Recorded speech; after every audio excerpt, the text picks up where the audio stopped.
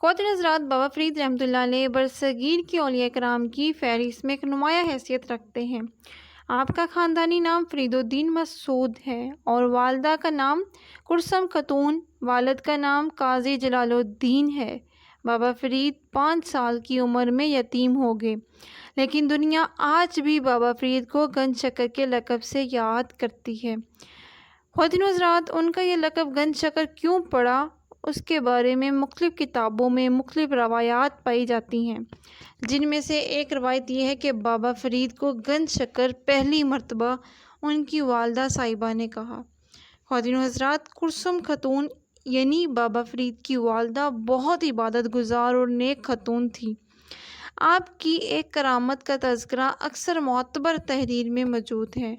ایک مرتبہ آپ کے شہر میں قحط پڑ گیا اور آپ کے شہر میں دور دراز تک کئی عرصہ میں بارش کے اثرات نظر نہ آئے، تو آپ کے شہر کے لوگوں نے اپنی افواج کو اکٹھا کیا اور آپ کے پاس دعا کے لیے بھیجا۔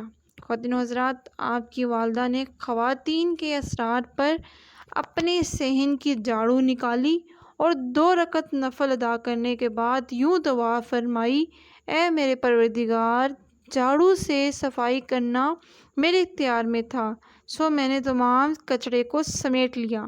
اب پانی کے چھڑکاؤ کے لیے بارش کی ضرورت ہے، جو کہ میرے اختیار میں نہیں۔ کہتے ہیں کہ حضرت